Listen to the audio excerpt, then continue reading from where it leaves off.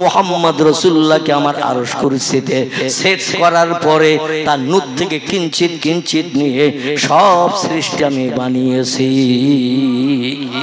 আর একটু জোরে বলেন। সেই নবীজির জীবনে কোনো ভুল ত্রুটি অপরাধ পাপ আছে? এমনকি আমাদের এই মসজিদে খুতবা পড়ানো হয় না জুমার দিন? অধিকাংশ মসজিদে যে খুতবাটা পড়ানো হয় এই খুতবাটির নাম হলো খুতবা ইবনে নাবাতা। কি নাম বললাম? যদি নাম মনে না থাকে কালকে যেয়ে দেখবেন প্রত্যেক মসজিদে এই খুতবাটা আছে। 60 খুতবা বলা হয়। কত খুতবা? 60 খুতবা। আচ্ছা, ছোট্ট একটা প্রশ্ন করি, বছরে কটা খুতবা পড়া হয় এক বছরে? আল্লাহু আকবার, একজন ভাই সঠিক বলেছে। 60 খুতবা লেখা আছে, কিন্তু পড়া হয় প্রতি বছর 52টা। ওটা বললা 52টা। 8টা মাসে 5টা করে খুতবা আছে। 8টা মাসে 5টা করে খুতবা আছে, আর 4টে মাসে 4টে করে আছে। এই জন্য খুতবা একটু বেশি লেখা হয়েছে। প্রতি মাসে 5টা করে খুতবা লেখা আছে, কিন্তু সব মাসে 5টা খুতবা হয় না। যেমন এই মাসে, এই রবিউল আউয়াল মাসে 4টে খুতবা হয়ে মাস শেষ হয়ে যাবে, কিন্তু খুতবা ইবনে নাবাতার ভিতরে 5টা লেখা আছে। কারণ যে মাস শুরু হবে 1 তারিখ বা 2 তারিখে প্রথম জুমা পড়বে, দেখবেন 5টা খুতবা মাস শেষ হতে না হতে 5টা খুতবাই পড়তে হবে আমাদের। আর 5 তারিখ 6 তারিখে যদি প্রথম মাস শুরু হয় তাহলে কিন্তু 4টে খুতবাই মাস শেষ হয়ে যাবে। এই খুতবা ইবনে নাবাতা লিখেছেন কে বলতে পারবেন একটু? কেউ একটু কথা বলে। ইনি হলেন কলকাতা আলিয়া মাদ্রাসার একজন বিশ্ববিখ্যাত প্রভাষক, আরবি প্রফেসর। নাম তার আল্লামা খলিলুর রহমান সাহেব। কি নাম বললাম? আল্লামা খলিলুর রহমান সাহেব বিখ্যাত আরবি প্রভাষক ছিলেন। অনর্গল বাংলা ভাষার মতো আরবিতে কথা বলতেন। এই খুতবাটা লিখেছেন তিনি। এই খুতবার ভিতরেও তথ্য এসেছে পয়গম্বর মুহাম্মদ রাসূলুল্লাহ সম্পর্কে। জোরে বলুন সুবহানাল্লাহ। তাতে লেখা হয়েছে, লাউলাকা লামা খলাকতুল আফলাক। আল্লাহ সৃষ্টির পূর্বে কিছুই বানাননি যত সময় না পর্যন্ত পয়গম্বর মুহাম্মদ রাসূলুল্লাহ নূরকে না বানিয়েছেন। জোরে বলুন সুবহানাল্লাহ। আমাদের দেশে একটা হাদিস প্রসিদ্ধ আছে, কিছু কিছু বর্ণনাকারীরা বলে ওটা জয়ীফ হাদিস, কম লোকের কাছ থেকে শোনা গেছে, গরীব জয়ীফ। সেটা হলো আউয়ালু মা খলাকাল্লাহু নূরি। এটা কিছু কিছু আলেমেরা বলেছেন হাদিসটা কম মর্যাদাবান, জয়ীফ। কিন্তু আমি আপনাদের কাছে বলবো, ফুরফুরার একজন আল্লাহর ওলি, যাদের সঙ্গে আল্লাহর সম্পর্ক খুব গাঢ়তর ছিল, বন্ধুত্ব খুব গাঢ়তর ছিল, ইনি হলেন ফুরফুরা পীর সাহেব কেবলার ছোট সাহেবজাদা জুলফিকার আলী সিদ্দিকী আল কুরাইশি। নাম শুনেছেন? ছোট হুজুর আপনাদের দিকে এসেছে কোনোদিন? আপনাদের বাগন্ডির দিকে থেকে মেজে হুজুর আসতো না খুব ঘন ঘন? আমি তো ছোটবেলায় শুনেছি মেজলা হুজুর কেবলা আবু জাফর সিদ্দিক আল কুরাইশি, বাগন্ডির মল্লিক আছে না, মল্লিক, ওদের ওখানে আসতো মেজ হুজুর কেবলা। কারণ আমার বয়স দেখতে দেখতে 65-র কোটা চলছে। কথা বললাম, 65-র কোটা চলছে, ছোটবেলায় শুনেছি। ছোট হুজুর কেবলা চষিয়ে বেড়াতো আমাদের দিকে এলাকায়। ইনি ওয়াজে উঠেই এই হাদিসটা বলতেন, আউয়ালু মা খলাকাল্লাহু নূরি। হাদিসটির বাংলা অর্থ হলো, আল্লাহ পাক সৃষ্টির প্রথম পয়গম্বর মুহাম্মদ রাসূলুল্লাহ নূরকে বানিয়েছিলেন। জোরে বলুন একটু সুবহানাল্লাহ। আচ্ছা, আল্লাহওয়ালা মানুষেরা কি কোনো ভুল টুল বলে বলে মনে হয়? আল্লাহওয়ালা মানুষেরা ভুল বলে না। কারণ আল্লাহওয়ালা মানুষেরা আল্লাহর সঙ্গে সম্পর্ক যাদের গাঢ়তর হয়, আমরা স্বপ্ন দেখি কোথায় মনের মানুষ আমরা তলায় দাঁড়িয়ে আছে, তাই আমরা স্বপ্ন দেখি মনের মানুষ কোথায় তেঁতুল তলায় অপেক্ষা করছে, তাই। আর আল্লাহওয়ালারা স্বপ্ন দেখে আল্লাহওয়ালাদের স্বপ্ন। জোরে বলুন একটু সুবহানাল্লাহ। তাদের স্বপ্নটা আমাদের স্বপ্নটা আসমান জমিনের ডিফারেন্স।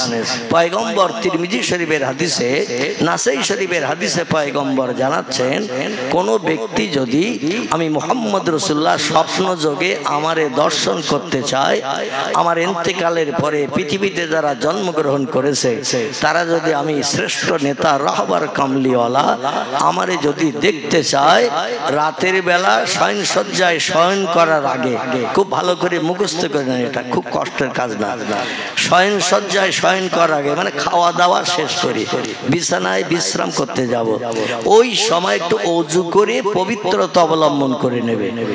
বিছানায় শুতে গেলে একটু ওযু করতে হবে।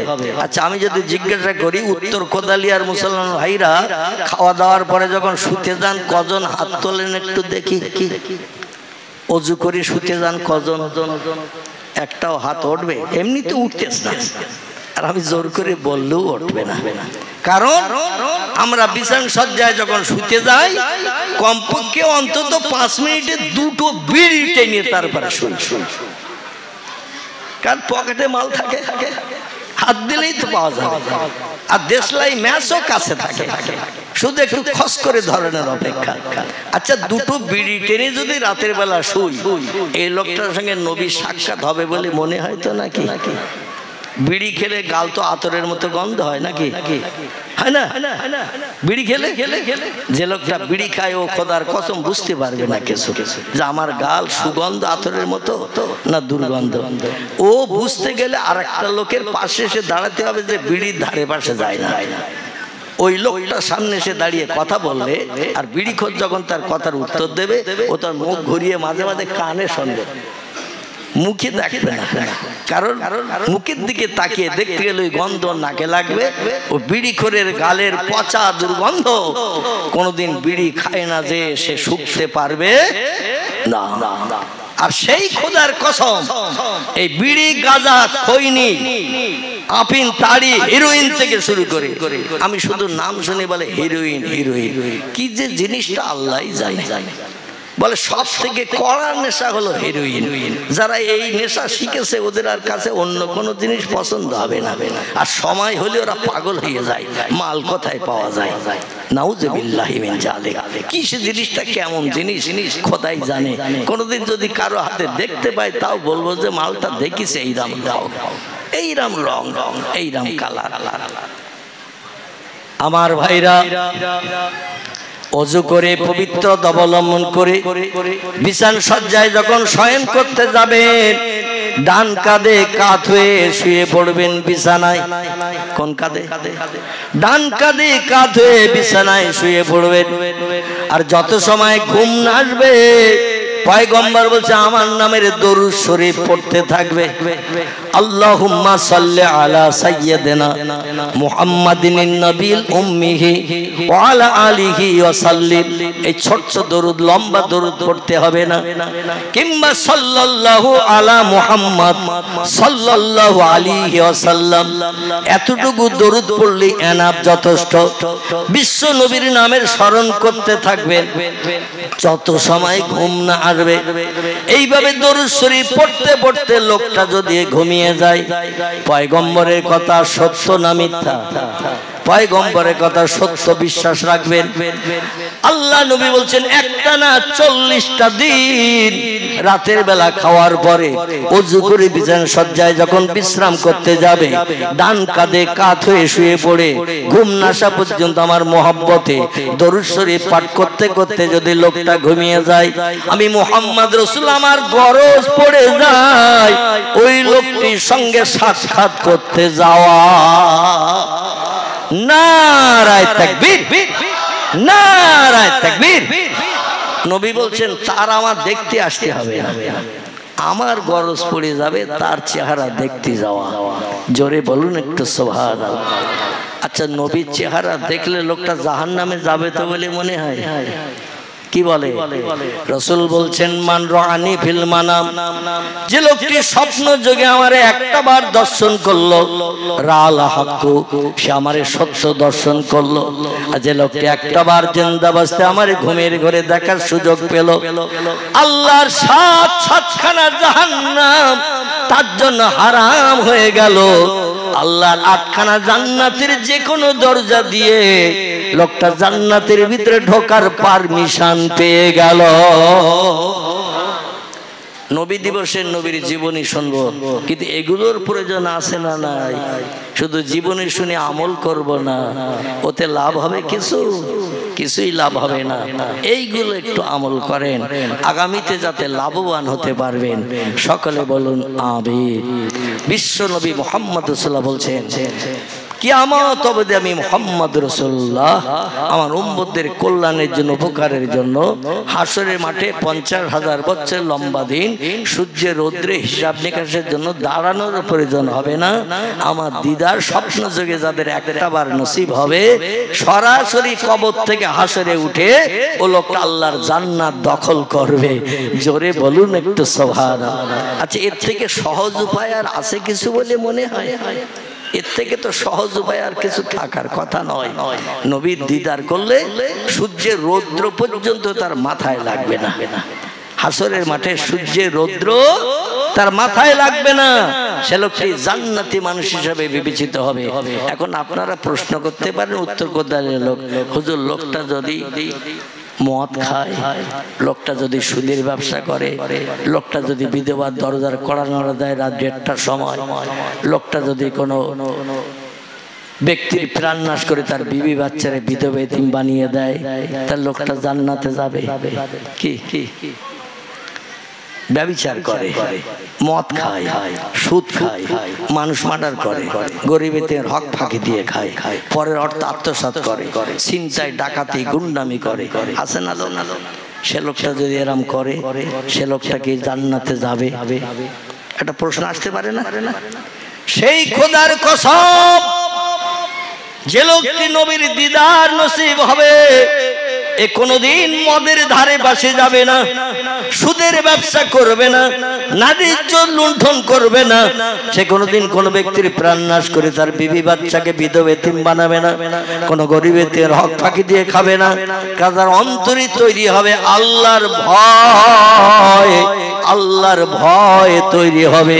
কোন কাজ করতে গেলে আগে চিন্তা করবে এই কাজটি ইসলাম শরীয়ত পছন্দ করে কিনা, ইসলাম শরীয়ত মতো কিনা। তখনই তার অন্তরে ভয় আসবে। আল্লাহ বলেন ওয়াত্তাকুল্লাহ, আমার ভয় যারা হৃদয়ে বেশি বেশি করে, এমনকি আমার দিদারও তাদের নসিব হয়। আমার ভয়, ওয়াত্তাকুল্লাহ, আমার ভয় একটু বেশি বেশি করো।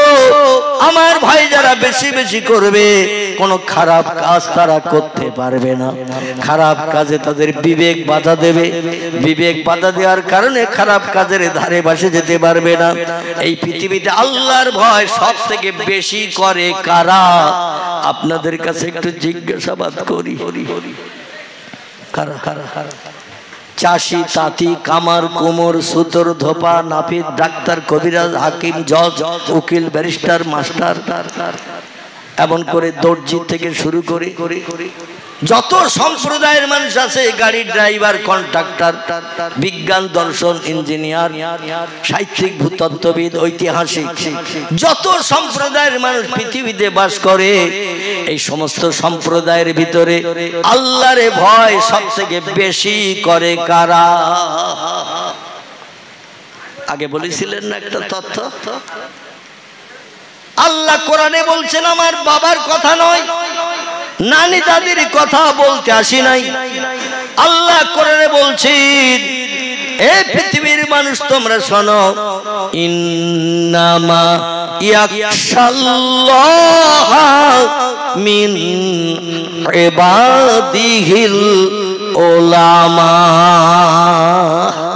জোরে বলুন একটু সুবহানাল্লাহ। আচ্ছা, আল্লাহর কথায় সন্দেহ কার কার আছে? একটু হাত তোলেন তো। সন্দেহ থাকার কথা নয়। আল্লাহ বলছেন পৃথিবীতে চাষি, তাঁতি, কামার, কুমোর, সুতোর, ধোপা, নাপিত, ডাক্তার, কবিরাজ, হাকিম, জজ, উকিল, ব্যারিস্টার, বিজ্ঞান, দর্শন, ইঞ্জিনিয়ার, এমন করে যত সম্প্রদায়ের মানুষ আছে, সাহিত্যিক, ঐতিহাসিক থেকে শুরু করে কোন দলের মানুষ, কোন সম্প্রদায়ের মানুষ আমারে ভয় করে না। আমারে ভয় করে হলো ওলামায়ে হক হাক্কানিরা, জোরে বলুন একটু সুবহানাল্লাহ।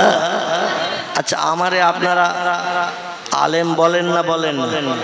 এই চেয়ারে বসেছি বক্তৃতা রাখছি, আল্লাহ কিন্তু এইরকম টোকো আলেমের কথা বলেনি, তেতুল মার কালেমের কথা বলেনি, কেওড়া মার কালেমের কথা বলেনি, জলপাই মার কালেমের কথা বলেনি। আর কিছু বলবো? এই কটাই যথেষ্ট। এগুলো একটু টক না মিষ্টি? এই যে কটার নাম করলাম এগুলো টক না মিষ্টি? টক টক টক। আল্লাহ বলে ওই সব টোকো মৌলবীর কথা বলি নাই, আমি বলেছি তাদের কথা। আল্লাহ পাক কোরআনে বলছেন উলাইকা আনআমাল্লাহু মিনান নাবিয়্যিন ওয়াস-সিদ্দীকিন ওয়াস-শুহাদায়ে ওয়াস-সালিহিন ওয়া হাসুনা উলাইকা রফিকা। জোরে বলুন একটা আল্লাহু আকবার। আর একটু জোরে বলুন। আমার ভাইরা, আল্লাহ পাক কোরআনের অন্য জায়গায় বলছেন আলা ইন্না আউলিয়া আল্লাহি লা খাউফুন আলাইহিম ওয়ালা হুম ইয়াহজানুন। আরেকবার একটু জোরে বলুন আল্লাহু আকবার। আমার ভাইরা দুটি আয়াত রেখেছি, এই দুটি আয়াতের বক্তব্য রেখে আমার পয়গম্বরের দিকে একটু এগিয়ে যাব। আচ্ছা থলি কার কার ভর্তি হয়ে গেছে একটু হাত তোলেন তো। এই ওয়াজ শুনতে শুনতে মাগরিবের পর থেকে পর্যন্ত ওয়াজ শুনতে শুনতে থলি ভর্তি হয়ে গেছে কার কার? তাহলে আমি তো একজন হাত তুলেছেন নাকি? কারো এখনো হাত উঠেনি, তাহলে আপনাদের থলি মনে হচ্ছে এখনো ভর্তি হয়নি। গলা গলা যাদের হয়ে গেছে, শাকসুরের বাজার আছে না, শাকসুরের বাজার এখনো বাজারে যে যদি লাল শাক ভালো দেখেন, পালং শাক ভালো দেখেন, লাউ শাক যদি ভালো দেখেন, পুঁই শাক কুমড়ো শাক যদি ভালো দেখেন, আর দুটো তিনটে করে তাড়িয়ে এক একটা শাক টাটকা কিনে যদি থলিতে দেন, পরে আর বেগুন মাছ টাছ রাখার জায়গা পাওয়া যাবে বলে মনে হয়। কারণ শাকের তাড়ি ঢুকিয়েছেন, দামও কম, পয়সাও খরচ হচ্ছে কম, থলিতে ঢুকতে ঢুকতে থলির একটা ডান্ডার কানাকানি হয়ে গেছে। খরিদ্দার যারা দেখছে পকেটের পয়সা তো এখনো রয়েছে, মাল ওদিকে থলি ভর্তি। যারা চালাক বলে পয়সা ফিরিয়ে আবার বাড়ি নিয়ে যাবো, আজকের বাজারের জন্য তো এই পয়সা আল্লাহ আল্লাহ, ওরা তখন করকি থলি একটু ঝাঁকার বেরিয়ে নেয়। থলি যদি একটু ঝাঁকার মারে দেখবেন আবার 2-1 কেজি গোশত মাছ টাছ রাখার জায়গা বেরিয়ে যায়। ঠিক বললাম না ভুল বললাম? এখন যদি আপনাদের কানাকানি হয় তো একটু ঝাঁকার বেরিয়ে নিতে বলতেছি, একটু ঝাঁকার মারেন, একটু জায়গা ভারী হবে, সেই জায়গায় শেষ দেই নাকি?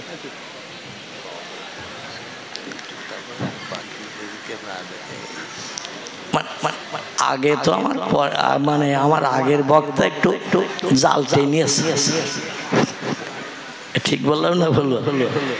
আমি এনেছি খ্যাপলা জাল নিয়ে, আর আমার আগের বক্তা সে মায়াপুরের দিক থেকে হুগলি জেলার শেষ সীমানার দিক থেকে এসে বেড় জালে টেনে দিচ্ছে। আচ্ছা বেড় জাল টানলে পুকুরে আর মাছ টাছ থাকে বলে মনে হয়?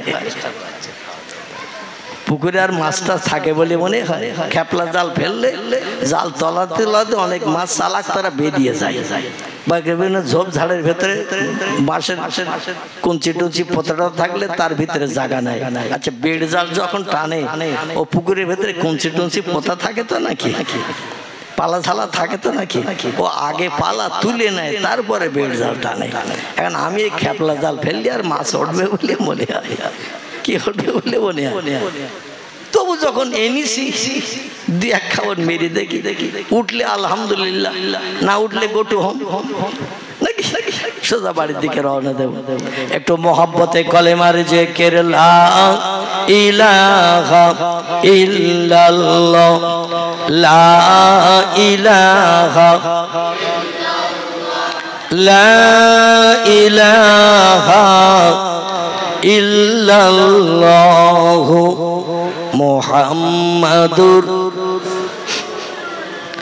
কাক ডাকে কাকা রবে কাক ডাকে কাকা রবে কোকিলের স্বর মধুর লাগে ডাকে সেই শরতের হাওয়ায় আল্লাহ ছাড়া মাবুদ নাই বলো লা ইলাহা ইল্লাল্লাহ লা ইলাহা লা ইলাহা ইল্লাল্লাহ মুহাম্মাদুর রাসূলুল্লাহ। আয়াত দুটি খুব সংক্ষেপ, একেবারে মোরাল তত্ত্ব দিয়ে আমি আমার ভাই বিশেষ করে যারা হাফেজ আব্দুল মালেক সাহেব আমার খুব মহব্বতের মানুষ, তিনি আমাকে যে মন্তব্য করেছেন, যে কথাটা বলেছেন, সেদিকে আমি একটু এগিয়ে যাব। পৃথিবীতে আল্লাহকে সবথেকে ভয় করে দুটি দলের মানুষ। খুব সংক্ষেপ করে বলছি, মেমোরিতে জমা করে। পৃথিবীতে যত দলের মানুষ আছে, এই দলের ভিতরে দুটি দলের মানুষ আল্লাহকে সবথেকে বেশি ভয় করে। একটি দলের নাম হলো নবী আম্বিয়ার দল, একটি দলের নাম হলো ওলি আউলিয়ার দল। কটা দল হলো? দুটি দল। এছাড়া আর কোন দলের মানুষ আল্লাহরে বেশি ভয় করে না। নবীরা জীবন উৎসর্গ করেছে আল্লাহর জাহান্নামের ভয়ে, আল্লাহর হুকুমের মর্যাদা দিতে। নবীরা পৃথিবীতে কলেমা দাওয়াত দিতে যে মার খেয়েছে না খায়নি, অত্যাচার সহ্য করেছে না করেনি, জীবন নিয়ে টানাটানি হয়েছে না হয়নি, শুধু আল্লাহর রাজি করতে যে আল্লাহর জাহান্নামের ভয় হৃদয়ে গাঢ়তর করেছিল। এর জন্য সব থেকে বেশি ক্ষতিগ্রস্ত হয়েছে নবীর দল। আরেকটি দলের মানুষ পৃথিবীতে আল্লাহর ভয় বেশি করেছে বা এখনো করছে, তারা হলো ওলি আউলিয়ার দল। নবী হলো এক বচন, আম্বিয়া হলো বহু বচন। একজনকে বলা হয় নবী, বহুজনকে বলা হয় আম্বিয়া। একজনকে বলা হয় ওলি, বহুজনকে বলা হয় আউলিয়া। বোঝা গেল? ওলি একজনকে বলা হয়, বহুজনকে আউলিয়া বলা হয়। আল্লাহ বলছেন, এই পৃথিবীর মানুষ আমার সঙ্গে তাদের সম্পর্ক সব থেকে বেশি ভালো গাঢ়তর যারা পৃথিবীতে অলির তবকায় পৌঁছে গেছে, আউলিয়ার তবকায় পৌঁছে গেছে, তারা হলো আমার সব থেকে প্রেমিক বান্দা। তাদের বিপদে মুসিবতে দুঃখে দুর্দশায় অভাবের সমস্যায় কোনো ভয় নাই, অলা তাহজান অলা তাখফ। তাদের কোনো ভয় নাই, চিন্তা নাই। সব সমস্যার দায়িত্ব, সমাধানের দায়িত্ব আমার কুদরতি হাতে আমি নিয়েছি। জোরে বলুন একটু সুবহানাল্লাহ। এই জন্য এই নবী রাসূলেরা কোন পুলিশ মিলিটারি দারোগা ওসি সাহেবের কাছে যায় না, ওলি আউলিয়ারাও কোনো পুলিশ মিলিটারির কাছে যায় না, ওসি সাহেবের কাছে, এসপির কাছে যায় না। আল্লাহই তাদের জন্য এনাফ, যথেষ্ট। জোরে বলুন সুবহানাল্লাহ। পয়গম্বর মুহাম্মদ রাসূলুল্লাহ কম বেশি 53 বছরের মতো জন্ম থেকে নিয়ে কিছুদিন বাদ 53 বছরের মতো মক্কা নগরীতে ঘাত প্রতিঘাতের মাঝখানে ছিলেন। তো তিনি আল্লাহ ছাড়া আর কার কাছে হাত পেতেছেন? আল্লাহ ছাড়া আর কারো কাছে হাত পাতেননি। তার সমস্যার সমাধান করিয়েছেন কে? আল্লাহ করিয়েছেন। যে ছেলেটা জন্মের আগে বাপ হারা, 6 বছর বয়সে মা হারা, 8 বছর 6 মাস 16 দিন বয়সে দাদা হারা, চাচারাও তারে খুব ভালো চোখে দেখতো না, এই রকম এক পরিস্থিতিতে উট ভাড়া দুম্বা চড়িয়ে মাঠে রাকালগিরি করে আস্তে আস্তে মানুষ হয়েছে। আল্লাহ তারে মদিনার দেশে পাঠিয়ে সারা মুসলিম জাহানের বাদশা বানিয়েছেন। কে বানিয়েছেন? যার জায়গা নাই, জমি নাই, ঘর নাই, বাড়ি নাই, ব্যাংক ব্যালেন্স নাই, ব্যবসা নাই, খেজুর বাগান নাই, কিচ্ছু নাই, সেই লোকটা কি বাদশা হতে পারে? পারে? কিচ্ছু নাই। যায় এখন ভোটে জিততে গেলেও 20-30 লাখ টাকা খরচ করতে হচ্ছে। ঠিক বললাম না ভুল বললাম? ভোটে জিততে গেলেও 20-30 লাখ খরচ করতে হচ্ছে। 5 বছরে 5 ডবল আন্ডারগ্রাউন্ড করব। এখানকার লোক না, আমাদের অধিকার কথা বলছি। 5 বছরে 5 ডবল আন্ডারগ্রাউন্ড করব। এখন একটু বাড়তি খরচ করি, তারপরে পরে এক হাতে করে চাষ করব ইনশাআল্লাহ, অসুবিধা নাই। কিন্তু পয়গম্বর মুহাম্মদুর রাসূলুল্লাহ সাল্লাল্লাহু আলাইহি ওয়াসাল্লাম তিনি রাষ্ট্র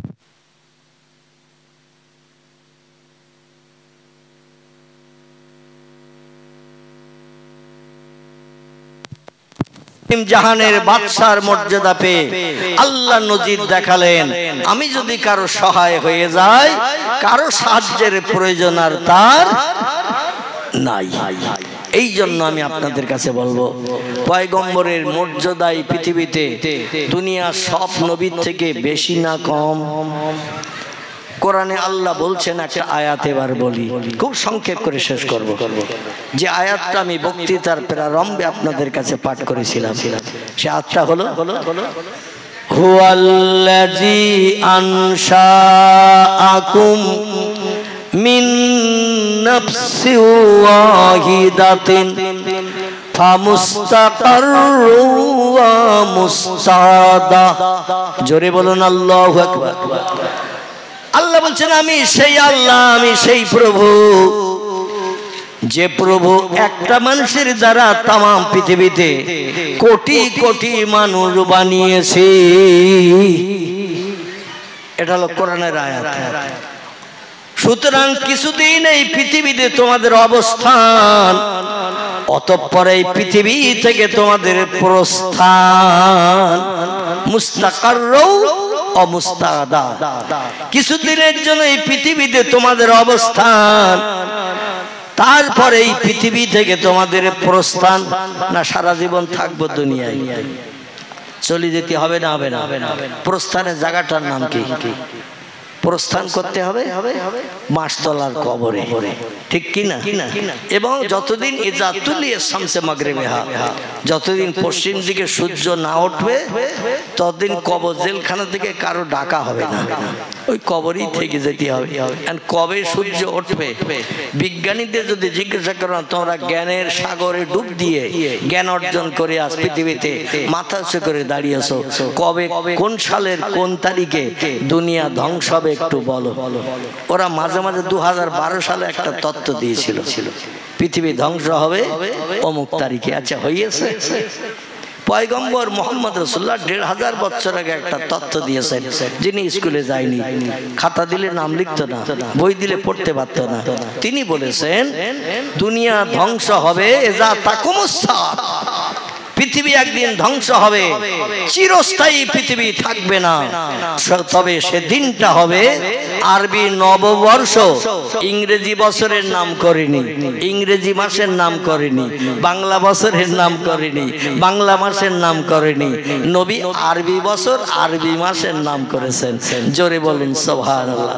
আগামী যদি দীর্ঘজীবী হন, বেঁচে থাকার সুযোগ পান, দেখে নেবেন নবীর কথা বাস্তবে সত্য হয় কি মিথ্যা হয়।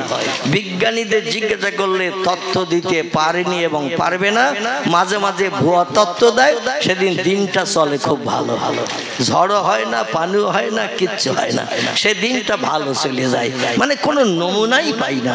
আর পয়গম্বর জানিয়ে দিয়েছেন আরবি নববর্ষ প্রথম মাস, মাসটির নাম হলো মুহররম। এই মুহররমের 10 তারিখ হবে, সেদিন 12 জুমার দিন, শুক্রবার হবে। পৃথিবী আল্লাহ বানিয়েছিলেন, প্রথম পৃথিবী বানিয়েছিলেন জুমার দিন। আবার এই জুমার দিন আল্লাহ দুনিয়া শেষ করবেন, সেদিন হবে শুক্রবার, মুহররমের 10 তারিখ। আরবি প্রভাষক ঐতিহাসিকেরা, ইসলামী জ্ঞান যাদের আছে, মাঝে মাঝে এরই ভিতরে মুহররমের 10 তারিখ শুক্রবার হয়ে গেছে, গেছে না যায়নি? মুহররমের 10 তারিখ অনেক বছরে শুক্রবার হয়েছে। আরবি জ্ঞানীরা চিন্তা ভাবনা করে কাল সকালে কি হবে তার ঠিক নাই, আর আমরা চিন্তা করি শাকসুরে বাজার যাও, খাসির গোজা 1.5 কেজি কিনে আনবো। ইলিশ মাছ বাংলাদেশের পর্দার ইলিশ অন্তত 2 কেজি আনবো, ভালো মন্দ আনবো, বাগদা চিংড়ি আনবো, 3টে নারকেল আনবো, কিনে খেয়ে কলিজা ভর্তি করে ফসফস করে গোপ্র সাপের মতো ঘুমাবো। কিন্তু আরবি জ্ঞান যাদের আছে, আগের দিন রাত্রি তারা সারা রাত ঘুমোয় না, কাল সকালে সেই শুক্রবার মহরমের 10 তারিখ হচ্ছে, আল্লাহ সকালবেলা আবার পশ্চিম দিকে সূর্য উঠোয় কিনা। যদি সূর্য পশ্চিম দিকে ওঠে দুনিয়া এরকম থাকবে তো বলে মনে হয়? এজা তুলিয়ে শামসে মাগরিবে হা, যেদিন পশ্চিম দিকে সূর্য উঠবে সেদিন 9টা ধানের চাল কটা গুনে নেওয়ার সময়ও কোনো সলিমউদ্দিনের হবে না। এখন যদি জিজ্ঞাসা করি 9টা ধানের চাল কটা, বলতে অসুবিধা হবে আপনাদের? ক সেকেন্ড লাগবে? 1 সেকেন্ডে বলা যাবে কিনা? 9টা ধানের চাল 9টা, তাই 9টা বলতে 1 সেকেন্ডের বেশি সময় লাগবে? খোদার কসম, যেদিন সূর্য পশ্চিম দিকে উঠবে 9টা ধানের চাল যে 9টা, এই কথা কারো মুখ দিয়ে জারি হবে না। সেদিন চাচা আপন পরাণ একটু বলে, এইটা হবে সেদিন। পয়গম্বর জানিয়ে দিয়েছেন, আমার জ্ঞান সকলের থেকে বেশি, তথ্যটা অ্যাডভান্স 1450 বছর আগে দিলাম। ভবিষ্যতে দুনিয়া ধ্বংস হবে যেদিন মহরমের 10 তারিখ হবে, বারে জুমাবার হবে, লিপিবদ্ধ করে রেখেছে ঐতিহাসিকেরা, মুহাদ্দিসেরা লিখে রেখেছেন। বাস্তবে প্রমাণ পাবেন নবীর একটা কথা মিথ্যা কিয়ামত পর্যন্ত কেউ প্রমাণ করতে পারবে? কোন আন্ডা বাচ্চার ক্ষমতা হয়নি এবং হবে না। জোরে বলুন একটু সুবহানাল্লাহ। কারণ সেই নবীর আগমন আর আমাদের আগমন কি এক? বর্তমানে কিছু দলমত পথের মানুষেরা বলে নবী আমাদের মতো মানুষ, বরং তারে বলা যায় তিনি আমাদের বড় ভাই। আগে হলে কি হয়? বড় হয় না ছোট হয়? একটু কথা বলে। যে মায়ের পেট থেকে প্রথম হয় সে বড় হয় না, তো শেষে হয় সেইটি বড় হয়। শেষে যে ছেলেটা হলো ওইটি বড় তো নাকি? তো প্রথম যে হয়েছে সেই বড়। তা বলছে নবী 1450 বছর আগে মক্কায় জন্ম নিয়েছিল, আমরা 1450 বছর পরে হয়েছি, এই জন্য আমরা ছোট, উনি আমাদের বড় ভাই। এই মর্যাদাটা নবী দেয়া যায়। উনিও কাদামাটির মানুষ, আমরাও কাদামাটির মানুষ। কেমন বলো? ওনার 2টো হাত, আমাদের 2টো হাত। ওনার এক হাতে 5টা আঙুল, আমাদেরও 5টা আঙুল। ওনার 2 পায়ে 5টা করে আঙুল, আমাদের 2 পায়ে 5টা করে আঙুল। ওনার 2 পাটিতে 32খানা দাঁত, আমাদেরও 2 পাটিতে 32খানা দাঁত। ওনার 2টো চোখ কপালের নিচে, নাকের 2 পাশে, আমাদেরও 2টো চোখ। ওনার একটা নাক, 2টো ছিদ্র, আমাদের একটা নাক, 2টো ছিদ্র। ওনার গায়ে গোশত, চামড়া, মাংস, রক্ত আছে, আমাদেরও তাই আছে। তাই নবীরে আমরা আমাদের বড় ভাই জানি। উনি কাদামাটির মানুষ, আমরা কাদামাটির মানুষ। আবার ওরা তথ্য দেয় কোরআনের আয়াত দিয়ে। কি দিয়ে? একটুখানি বলে নি। ওনারা তথ্য দেয় কোরআন আয়াত দিয়ে, ইন্নামা আনা বাশারুম মিসলুকুম। আল্লাহ কোরআনে জানিয়েছেন, হাবিব তামাম বিশ্ববাসীকে আপনি জানিয়ে দেন, আপনার জমানার মানুষকে জানিয়ে দিন, ইন্নামা নিশ্চয় আমি মুহাম্মদ, আনা বাশারুম মিসলুকুম, তোমরা যেমন কাদামাটির মানুষ আমিও তেমন বাসার কাদামাটির মানুষ। তোমাদের দেখতে যেমন আমারও দেখতে তেমন। তোমাদের মাথায় কালো চুল, আমারও মাথায় কালো চুল। তোমাদের 2টো কান, আমারও 2টো কান। তোমাদের দেহের ভিতরে যা পার্সাদি আছে আমি মুহাম্মদুর আমার তাই আছে। এই আয়াতটার উদ্ধৃতি দিয়ে বলে আমরা কাদামাটির মানুষ, নবীও কাদামাটির মানুষ। আমরা মরে গেলে কবরে 2-5 বছর পরে পচে গলে যাই, মুহাম্মদও কবরে পচে গলে গেছে। এইখানে আমাদের সমস্যা। আমরা কি নবীজিকে কবরে পচে গলে গেছে বলে মনে হয়? মনে হয়? আল্লাহ নবী বলছেন, ইন্নাল্লাহা হাররামা আন তাকুলা আসজাদাল আমবিয়া। আল্লাহ নবী বলছেন ইন্নাল্লাহ নিশ্চয়ই আল্লাহ পাক হারামা তিনি হারাম সাব্যস্ত করেছেন, নিষেধ করেছেন, বারণ করে দিয়েছেন আন্তাকুলা ভক্ষণ করতে খেতে আলাল আরদ দুনিয়ার মাটিকে আসরাদাল আম্বিয়া নবী রাসূল ওলিয়া উলিয়া যারা মারা যাবে এদের লাশ আল্লাহ মাটিকে খেতে নিষেধ করে দিয়েছে। আমাদের লাশ মাটি খেলে খেতে পারে সন্দেহ নাই, পচে গলে যে আমরা পোকার খোরাক হতে পারি, কিন্তু পয়গম্বররা কি পোকার খোরাক হবে?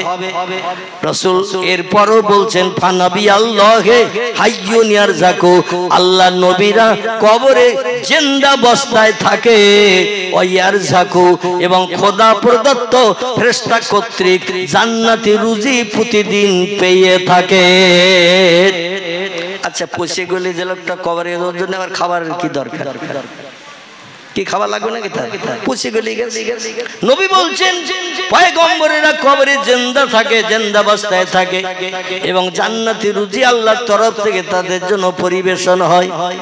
তাহলে এখানে আমরা বুঝলাম এই জন্য আল্লাহ পাক পয়গম্বরকে বলছেন আপনারা দেখে যেন কোনো মানুষ ভয় না করে, নেকড়ে বাঘ মনে না করে, হিংস্র সিংহ মনে না করে, জঙ্গলের হিংস্র পশু মনে না করে, ভাল্লুক মনে না করে। আপনি বলে দিন তোমরা যেমন মানুষ আমি মুহাম্মদও দেখতে তেমন মানুষ। এইটা আল্লাহ বুঝানোর জন্য, জনগণের অন্তরে ভয় সৃষ্টি না হওয়ার জন্য আল্লাহ বলছেন বলি দিন তোমরা যেমন মানুষ আমিও তেমন মানুষ। কিন্তু অবিকল কি নবী আমাদের মতো মানুষ ছিলেন?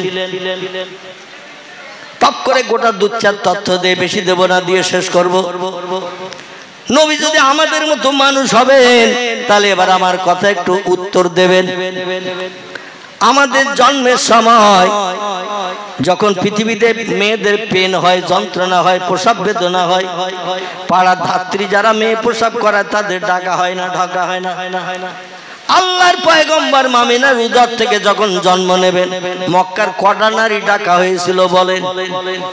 আমার আগের বক্তা আপনাদের কাছে বলি গিয়েছে না, আল্লাহ পাক জান্নাত থেকে 4 জন, মতান্তরে 3 জন, কোন বর্ণনাকারীর মতে 2 জন। যেমন আল্লামা রুহুল আমিন রাহমাতুল্লাহ আলাইহি একটি কিতাব লিখেছেন, কিতাবটির নাম হলো মিলাদে মুস্তাফা। কি নাম? মিলাদে মুস্তাফা। হুজুর এই কিতাবে লিখেছেন মিলাদ মানে হলো জন্ম, নবীর জন্ম, মুস্তাফা আমাদের পয়গম্বরের নাম।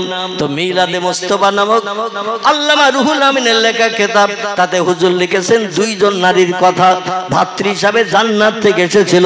একজনের নাম আসিয়া ফেরাউনের বিবি, আরেকজনের নাম ঈসা নবীর মা, নাম হলো তার মরিয়ম। অন্য বর্ণনাকারীদের মতে হযরতে সবুরা এসেছেন, কোন বর্ণনাকারীর মতে ইব্রাহিম নবীর বিবি হাজারা এসেছেন। এরা বিশ্ব নবীকে জন্মগ্রহণের জন্য এসেছেন। কারণটা হলো এই, আল্লাহ নবীর আম্মা জানের গুপ্তাঙ্গ নাউজুবিল্লাহ পৃথিবীর কোন নারীরা যাতে দেখার সুযোগ না পায়, এজন্য আল্লাহ জান্নাতি নারী পাঠিয়েছেন যাতে তোমরা দেখলে আপত্তি নাই, দুনিয়ার কোন মানুষের সঙ্গে গল্প করবে না, কারণ তোমরা জান্নাতি হয়ে গেছো, জান্নাত থেকে চলে যাও, কাজ মিটিয়ে চলে এসো। আবার তাদের ট্রেনিং প্রাপ্ত করে নার্স করে পাঠানো হয়েছে যাতে তাড়াতাড়ি নবীর জন্মটা করিয়ে দিয়ে ওরা আগমন করতে পারে জান্নাতে। জোরে বলুন একটু সুবহানাল্লাহ। এই জন্য পয়গম্বর মুহাম্মদ রাসূলুল্লাহ আম্মা জান সন্ধ্যার প্রাককাল থেকে নিয়ে সন্ধ্যার পর থেকে নিয়ে ফজরের সময় পর্যন্ত লম্বা টাইম প্রসব বেদনায় কাতরাচ্ছিলেন। আমাদের মেয়েরা 2-4 ঘন্টা প্রসব বেদনায় কষ্ট পেলে পাড়ার মেয়েরা যদি দায়িত্ব পালন করতে অক্ষম হয় বলে হসপিটালে নিয়ে যাও, আমার পক্ষে আর সম্ভব না। আচ্ছা ওই যুগে মক্কা মুকাররমায় কোন হসপিটাল ছিল? ঐতিহাসিকরা ইতিহাসে কোনো নামটাম হসপিটালে লিখেছে বলে মনে হয় না। শুধু তাই নয়, পয়গম্বর আম্মা জান যে প্রসব বেদনায় কষ্ট পাচ্ছেন রাতের বেলা সন্ধ্যার পর থেকে নিয়ে ফজর পর্যন্ত, আবু জেহেলের বিবি জানে না, আবু লাহাবের বিবি জানে না, উমাইয়া বিন খালফের বিবি জানে না, হারিসের বিবি জানে না, মুকাব্বিবের বিবি জানে না, হামজার বিবি জানে না, আব্বাসের বিবি জানে না, আবু তালেবের বিবি জানে না, একই জায়গায় পাশাপাশি ঘর, কেউ জানে না, খবর রাখে না। আর মেয়েরা কষ্ট পাচ্ছে প্রসব বেদনার কারণে। পাড়ার মেয়েরা খবর না জানলে কি কোনো ধাত্রী পাঠাবে? আল্লাহ বলেন যার কেউ নাই তার আছে কে? একটু জোরে বলেন, তার আছে আল্লাহ। আল্লাহ বলেন যারে না বানালে কিছুই বানাতাম না। আমার সেই মোহাম্মদ আর জন্ম নেবে আর আমি না কষ্ট পাবে, আমি আল্লাহ তো পছন্দ করি না। কিন্তু একটা অঘটন ঘটে গেছে এর ভিতরে। অঘটনটা হলো রাত আর দিনের অঘটন। রাত দেখে বলে আল্লাহ আমার বেলা তোমার পয়গম্বরে দুনিয়ায় পাঠাও, হাসরের মাঠে আমি মর্যাদা পাবো। যারে না বানালে কিছুই বানাতেন না, সে আমি রাতের বেলা জন্ম নিয়েছে পৃথিবীতে, আমার সম্মান বাড়বে, মর্যাদা বাড়বে। দিন বলে আল্লাহ আমি দিনের আলো দেই, মানুষ কাজকর্ম করে, ব্যবসা বাণিজ্য করে, চাষবাস করতে পারে, ফসল উৎপন্ন করতে পারে। আর আমার দিনের বেলা পয়গম্বর আসবে না, হাসরে তো আমি কোটি কোটি মানুষের কাছে মুখ দেখাতে পারবো না। আল্লাহ আমার দিনের বেলা পয়গম্বরের পাঠাও। রাত দাবি করেছে আমার বেলা, দিন বলেছে আমার বেলা পাঠাও। আমরা হলে সমস্যার সমাধান কি করতে পারতাম? দুজন দুই রকম দাবি। দিন বলছে আমার বেলা নবী আসুক, রাত বলছে আমার বেলা আসুক। আমরা যে সমস্যার সমাধান করতে পারি না, এ সমস্যার সমাধান করতে পারেন কে? আল্লাহ পাক বলেন আলিমুল গায়ব, আল্লাহু আলিমুন বিযাতিস সুদূর। আল্লাহ হলেন অসীম জ্ঞান রাশির মালিক, অন্তরের বান্দার গোপন খবরও যিনি জানেন। তিনি বললেন দুইজন দাবি করেছো, কাউরি খুশি করব, কাউরিও খুশি করব। আমরা হলে বলতাম রাত তুই খুশি হবি, তোর বেলা নবী পাঠাবো, দিন তোর খুশি করা যাবে না। আবার আপনি হয়তো মনে করতাম দিন তোর বেলা নবী পাঠাবো, রাতের বেলা পাঠাবো না, রাত অখুশি হয় হোক। আল্লাহ বলেন দুইজন যখন দাবি করেছে দুইজনকে খুশি করব। আমার নবীর আগমন হচ্ছে, আমি কাউকে অখুশি করব না। তার কারণ হলো মক্কা নগরীতে নবীর আগমনের সময় তিনজন নারী চোখের পানিতে বুক ভাসিয়ে কাঁদছিলেন। কজন? তিনজন নারী, সিরাত ইবনে হিশাম, আসাহুস সিয়ার, বিশ্ব নবীর জীবনের গ্রন্থ, বিখ্যাত বিখ্যাত কিতাবে লিপিবদ্ধ। তথ্য শুনলে তাজ্জব হয়ে যাবেন। রাত গভীর হয়ে গেছে, আমি শুধু একটু সূত্র দিলাম। তিনজন নারী চোখের পানিতে বুক ভাসাচ্ছেন মক্কা নগরীতে। চোখের পানি মোছনের কেউ নাই। আল্লাহ বললেন ধৈর্য ধর, ফাসবরুন জামিলুন, ধৈর্য ধর, অপেক্ষা কর, উত্তম পুরস্কার পাবি, মুখে হাসি ফুটবে, ধৈর্য ধরতে হবে। তিনজন নারী ধৈর্য ধরেছিলেন। এদের নাম কটা কি বলবো? তাদের ধৈর্য ধরার কারণ বলতে যাব না, বলতে গেলে সময় আরো 1.5 ঘন্টা লাগবে। তিনজনের আধা ঘন্টা করি, এটা বলবো, শুধু নাম কটা বলি। একজন নারী মক্কা নগরীতে নবীর আগমনের আগ পর্যন্ত কাঁদছেন। ইনি হলেন আবু লাহাবের বাড়ির চাকরানী, নাম হলো তার সৌবিয়া। কি নাম বললাম? সৌবিয়া। সৌবিয়া কারণ আবু লাহাবের বাড়ির চাকরানী কাজকর্ম করতে যে ভুল হয় না, হয় না, কাজ করতে গেলে ভুল হয়। অনেক সময় মাছের ঝোলে নুন দেয়নি, গোশতে ঝাল দেয়নি, এরকম হয় না, হয় না। দুশ্চিন্তায় কাজ করলে অনেক সময় কাজের ভুল হয়। আরে ভুল হয়ে গেলে, আবু লাহাবের স্ত্রীর নাম ছিল উম্মে জামিলা। সূরা লাহাবের ভিতরে এসেছে, লম্বা ঘটনা, তাফসীরে কিতাব পড়ে নেবেন। এনার নাম ছিল উম্মে জামিলা। আর যেই কাজের ভুল হতো, আর একটা বেতের চাবুক ছিল তার বাড়ি, একা সপাত করে মারতো, পিঠের চামড়া উঠে দিয়ে দরদর করে রক্ত ঝরতো। আর সবই আল্লাহর কাছে চোখের পানি ফেলে কাঁদতো আর বলতো আল্লাহ, ও আল্লাহ, এই জল্লাদ নারীর হাত থেকে কবে রেহাই পাবো? ও আল্লাহ, এই নিষ্ঠুর অত্যাচারী নারীর হাত থেকে কবে রেহাই পাবো? আর তো পারি না। একটু আধা কাজের ভুল হয়ে গেলে, কথার ভুল হয়ে গেলে সঙ্গে সঙ্গে শুধু চাবুক খেতে হয়। সারা পিঠটা আমার দগদগে ঘা হয়ে গেছে, রক্ত ঝরে ঝরে আমার দেহটা লাল হয়ে গেছে। আল্লাহ, ব্যথা দরদে শুতেও পারি না। আল্লাহ বলে অপেক্ষা কর, নবী যেদিন জন্ম নেবে সেদিন তোর মুখে হাসি ফুটাবো। একটু জোরে বলুন। আরেকজন নারী কাঁদছেন, তিনি হলেন খয়েলের দুহিতা, চোখের পানিতে বুক ভাসিয়ে কাঁদছেন। চোখের পানি মোছনের মক্কা নগরীতে কেউ নাই। আল্লাহ বলেন যার কেউ নাই আমি তার আছি। এ খয়েলের দুহিতা, নাম কি বলুন তো তার? আজকে তাবারুক আপনাদের হবে না কারো? শুধু শুনবেন, একটা নাম বলবেন না। বাবার নাম ছিল খয়লেদ, তার কন্যার নাম খাদিজা। কি নাম? খাদিজাতুল কুবরা। এনার পিতার নাম ছিল খয়লেদ, ওয়ারকা বিন নওফল ছিল তার চাচা। এই খয়লেদের মেয়ে দুইবার বিয়ে হওয়ার পরে আল্লাহ তার স্বামী দুটোরে বিদায় করে দিলেন। খুব সংক্ষেপ, আল্লাহ তার স্বামী দুটোরে বিদায় করলেন। আবুল আসলামের এক স্বামী, আতিক নামের এক স্বামী। বিয়ের পরপরই কিছুদিন যেতে না যেতে যুবক ছেলে, সুপুরুষ, রোগ বেমারি কিচ্ছু নাই, হঠাৎ মৃত্যুবরণ। আমরা এখন বলি স্ট্রোক হয়েছিল স্যার ভাইয়ের, যেই পড়িয়েছে সেই মরিয়েছে, এই বলি না মাঝে মাঝে। এখন ইংরেজি নাম বলি স্ট্রোক। আল্লাহ বলছে স্ট্রোকের আরবি নাম হলো আজরাইলের সাক্ষাৎ। কিসের সাক্ষাৎ? আজরাইলের সাক্ষাৎ। দুটি স্বামীর প্রাণ নাশ হলো। কারণ কি বলুন তো? খাদিজা মক্কা নগরীর বিশ্ব সুন্দরী ছিল। যে কোনো যুবক তার দেখে আপন স্ত্রী পাওয়ার জন্য পাগল হয়ে থাকতো। আমাদের দেশের ছেলেরা যেমন নায়িকা দেখতে টিকিট কেটে 3 ঘন্টা দেখতে যায়, আর বাড়ি এসে ঘুমিয়ে পড়েই নায়িকার সঙ্গে দেখা হয়।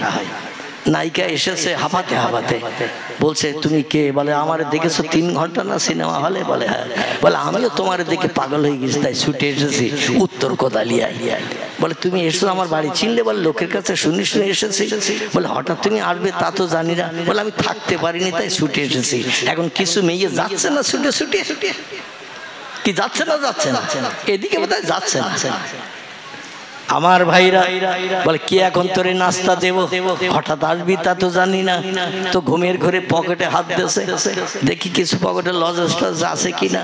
পকেটে হাত দিয়ে তো মাল দুটো পেয়েছে। কি বলুন তো? কি বিড়ি? বিড়ি ও পকেটে নিয়ে শোয়, ভোরবেলা লাগবে তাই, অন্যথায় পায়খানা হবে না, টানতে টানতে যেতে হবে বাথরুমে, অন্যথায় পায়খানা খোলসা হবে না। জোরে বলুন নাউজুবিল্লাহ। এমন হ্যাবিট অভ্যাস হয়ে গেছে, বিড়ি না খেলে আবার পায়খানা হয় না নাকি। তো বিড়ি বার করতেছে, আবার এইটা তার টান। শাকসুরে বাজার থেকে মিষ্টি টিষ্টি আনি। ও বলছে শুকনো মাল চলবে না। এ বলে আপাতত এই ছাড়া কিছু নাই, না খেলে হবে না। আমি তো যাচ্ছি শাকসুরে বাজার, বিড়িটা টান তারে। হঠাৎ হাতাহাতি করে ঠেলাঠেলি করতে যাই ঘুম ভেঙে গেছে। আর ঘুম যেই ভেঙে গেছে দেখে সেরা সেটাই মিন্টু একাই শুয়ে দিয়েছে। কোথাও নায়িকা কোথায় উড়িয়ে গেছে তার ঠিক নাই। আরে যত সময় ঘুমিয়েছিল নায়িকা কাছে বিড়ি নিয়ে ঠেলাঠেলি, আর যেই ঘুম ভেঙে গেছে নায়িকা উড়িয়ে গেছে। খাদিজারে পাওয়ার জন্য মক্কার যুবকেরা ওই রকম পাগল ছিল। আমার স্ত্রী কবে হবে, পাগল ছিল মক্কার যুবকেরা। কিন্তু দুটি বিয়ে দিল খয়লেদ, দুটি স্বামীর মরণ হলো। কারণ কি বলুন তো? কারণ হলো আল্লাহ বলছেন, ও খয়লেদ তোমার কন্যাকে আমার প্রিয় নবীর সেবাকারিণী নারী বানিয়েছি। আমার নবী এতিম হয়ে জন্মগ্রহণ করবে, উট ভাড়া দুম্বা চড়িয়ে রাখালগিরি করবে, পরবর্তীতে কলেমার দাওয়াত দেবে। সারা মক্কার মানুষ নবীর পাশ থেকে সরে যাবে, নবীর পাশে কেউ থাকবে না। তোমার কন্যার হৃদয়ে স্বামী ভক্তির নমুনা আমি আল্লাহ যা কিছু দিয়েছি ওগুলো অপর যুবককে দিয়ে শেষ করবে। আমি আল্লাহ ওটা চাই না। তাই তোমার কন্যার দুটি স্বামীর ইন্তেকাল করিয়ে দিয়েছে। তোমার কন্যা খাদিজার দেহের ভিতরে স্বামী ভক্তি, প্রেম, ভালোবাসা যা কিছু আছে আমার নবীর জন্য তুলে রাখতে চাই।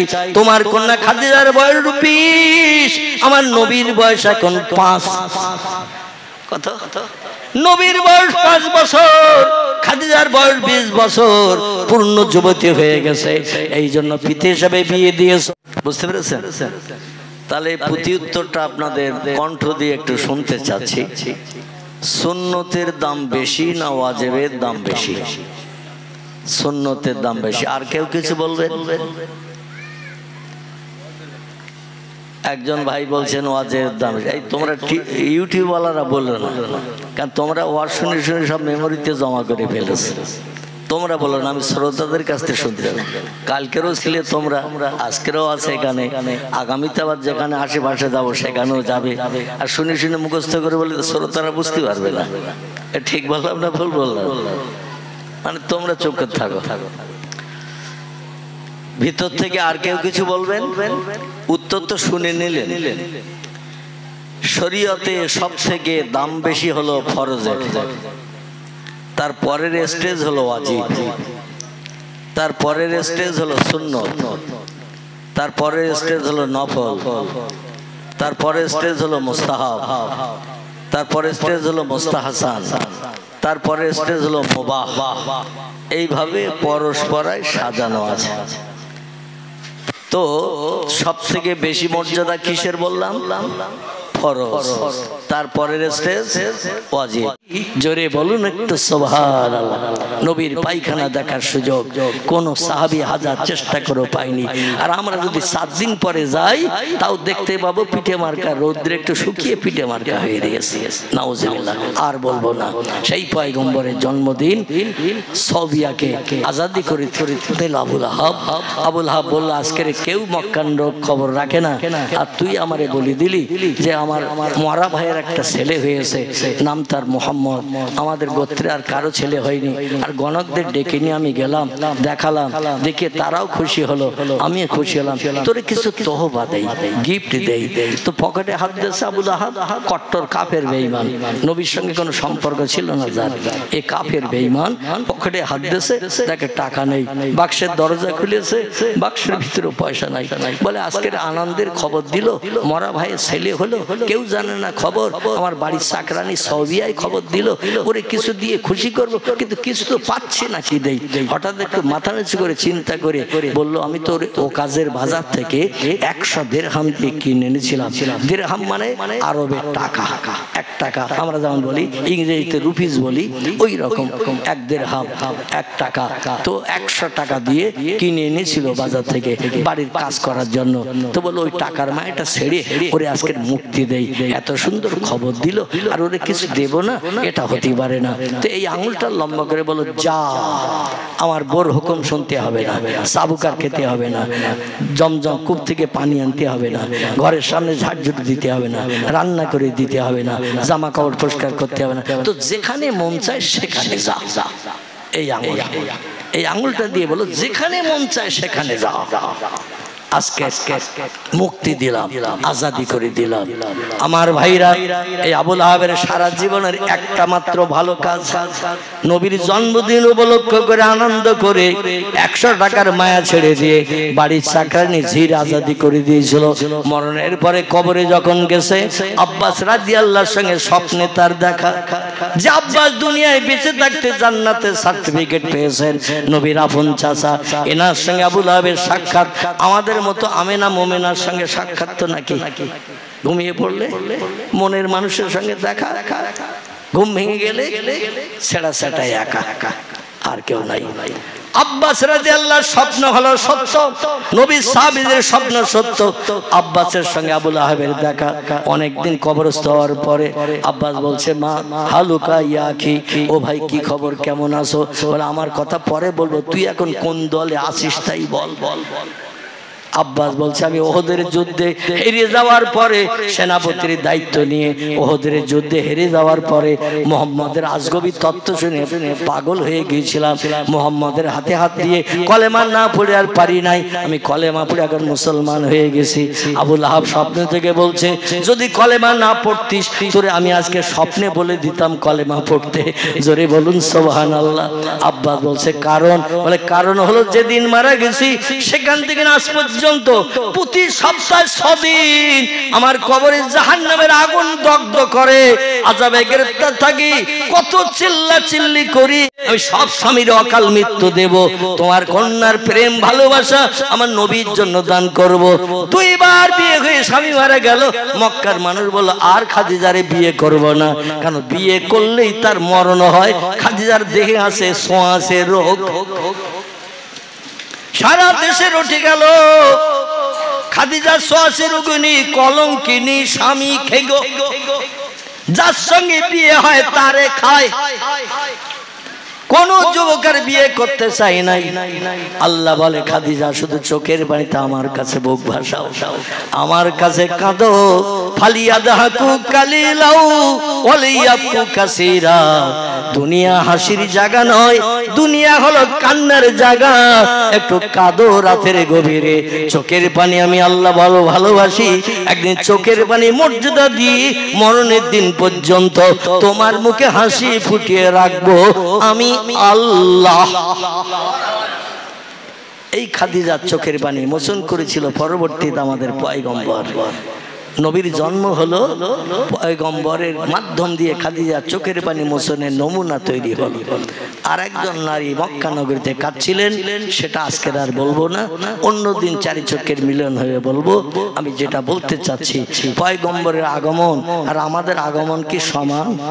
মা খাদিজা বলছেন আল্লাহে লা শাক্কা ফিহে, আমি এই খোদার কসম খেয়ে বলছি, কোন মেয়ে যখন সন্তান প্রসব করে দেহের 3 ভাগের 2 ভাগ রক্ত তার দেহ থেকে নির্গত হয়, বেরিয়ে যায়। কারণ একটা বাচ্চা জন্ম নিলে 32টা সূক্ষ্ম নাড়ি ছিঁড়ে মায়ের উদর থেকে বাচ্চাটা পৃথিবীতে নিয়ে আসে, নাড়ি ছিঁড়ে যায় 32টা। এই 32টা সূক্ষ্ম নাড়ি ছিঁড়ে যাওয়ার কারণে দেহের অধিকাংশ রক্ত বার হয়ে যায়, মেয়েরা ফ্যাকাশে হয়।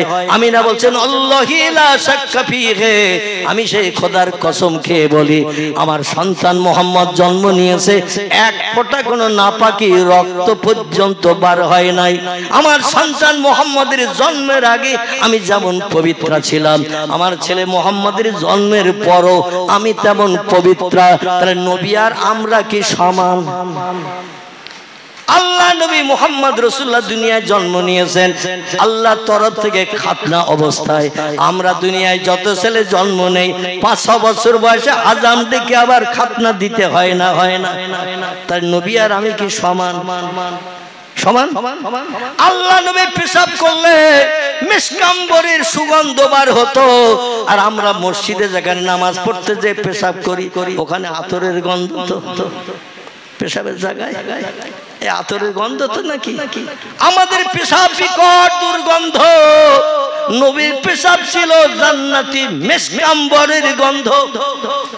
আমরা যদি হঠাৎ আমাশার পায়খানার রাস্তায় আসতে যে বেগ লাগে, খুব সংক্ষেপ করে বলি, আমাশার পায়খানার বেগ লাগে, মনে হয় যেন 1.5 মণ হবে, কিন্তু পায়খানা সারলে দেখা যায় 25 গ্রাম। আমাশার পায়খানা খুব বেশি হয় না, কিন্তু বেগ লাগে যখন মাথা চুল পুড়িয়ে যায়, বাড়ি পর্যন্ত পৌঁছানোর সুযোগ দেয় না, যেখানে সেখানে লুঙ্গি উঁচু করতে হয়। 25 গ্রাম হয়েছে। আচ্ছা, এই পায়খানা যদি আমরা সারি, মাথা চুল পড়া যন্ত্রণা থেকে নিষ্কৃতির জন্য 3 দিন কোনো শূকর দেখতে পাইনি, 4 দিন কোনো কুকুর দেখতে পাইনি, 4 দিন পরে যদি ওই সেই রাস্তার ধারে যাই, শূকর দেখতে পাইনি, কুকুর দেখতে পাইনি, ও পায়খানা ওখানে থাকবে না, কেউ খাবে। কথা বলে, কোনো শূকরও দেখতে পাইনি, কোনো কুকুরও দেখতে পাইনি। 50 গ্রাম 100 গ্রাম পায়খানা যদি রাস্তার ধারে কোথাও করেন, জ্বালার কারণে করেছেন, আর কোন শূকর কুকুর যদি দেখতে না পাই, যেমন পায়খানা করেছেন তেমনই দেখবেন। যখন পায়খানা করেছিলেন কাঁচা, 7 দিন পরে যে দেখছেন একটু শুকনো পিঠে মার্কা। ঠিক কি না? খোদার কসম, আল্লাহর পয়গম্বরের সাহাবীরা বলছেন, আমরা সেই খোদার কসম খেয়ে বলছি, পয়গম্বরের পায়খানা দেখার জন্য আমরা 1000 চেষ্টা করেছি, আমরা সফল হতে পারিনি। পয়গম্বর পাহাড়ি এলাকায় ঝোপঝাড়ের ভিতরে রাস্তায় প্রতিমধ্যে যখন কোনো পেশাব পায়খানার প্রয়োজন হয়েছে, রাসূল চলে গেছেন, আমরা সাহাবীরা এক জায়গায় দলবদ্ধ হয়ে অন্যদিকে ফিরে তাকিয়ে আছি। পয়গম্বর পায়খানা সেরে এসেছেন, সাহাবীদের ভিতরে আমরা কিছু সাহাবী চিন্তা ভাবনা করলাম, পরবর্তী জেনারেশন যদি আমাদের কাছে জিজ্ঞাসাবাদ করে নবীর পায়খানার কালার কালো ছিল না হলুদ না লাল, কি রকম রং ছিল, আমরা তো থ হয়ে যাব, উত্তর দিতে পারবো না, নবীরে জানাবো না, না জানি আমরা অন্য দিক থেকে ঘুরে যেয়ে দেখে আবার নবীর সঙ্গী হয়ে যাব। সাহাবীদের মগজের এই চিন্তা ভাবনা বাস্তবে রূপদান করতে যে পাহাড়ের অন্য দিক থেকে ঘুরে সেখানে গেছেন। নবী আসার পরে যে আল্লাহে লা শাক্কা ফিহে, যেখানে পয়গম্বর পায়খানা করেছেন সেখানে দিয়ে দেখে শুধু জমিন টাকার মায়া ছেড়ে দিয়ে 100 দিরহামের মায়া ছেড়ে দিয়ে আমি মুক্তি করে দিয়েছিলাম আমার দাসী চাকরানীরে। আল্লাহ এত ভালোবেসেছে আমার এই কাজটা, তাই প্রতি সপ্তাহে সোমবারের দিন আমার আঙুলে জান্নাতি মধু ভাই হযরতে আল্লামা নেমাতুল্লাহ কোবরা নিয়ামউদ্দিন কোবরা রাহমাতুল্লাহ আলাইহি সিরাতের কিতাবে লিখেছে আবুল আহাবের তো কট্টর কাফের, সারা জীবনে একবার কলেমা পড়েনি, নবীরে ভালোবাসেনি, নবীরে মহব্বত করেনি, নবীর টুপি মাথায় দেয়নি, নবীর দাড়ি মুখে রাখেনি, নবীর জামা গায়ে দেয়নি, নবীর সঙ্গে সারা জীবন প্রাণনাশের জন্য শত্রুতা করে কবরে যদি প্রতি সপ্তাহে সোমবারের দিন নবীর জন্মদিন উপলক্ষ করে জান্নাতি মধু যদি পাই, আমরা নবীর সুন্নত টুপি মাথায় দেই, নবীর সুন্নত দাড়ি মুখে রাখি, নবীর সুন্নত হাঁটুর নিচে লম্বা জামা গায়ে দেই, নবীর সুন্নত নবীর মহব্বত ভালোবাসা রক্ষার্থে দোয়া দরুদ শরীফ পড়ি না মিলাদ কিয়াম করি না। আল্লামা নিয়ামউদ্দিন কোবরা রাহমাতুল্লাহ আলাইহি বলছেন আমরা সেই নবীর মহব্বত প্রেম ভালোবাসা বেশি বেশি করে করি, সেই খোদার কসম মরণের পরে কবরে গেলে কিয়ামত পর্যন্ত আমাদের কবরে আযাব হবে না।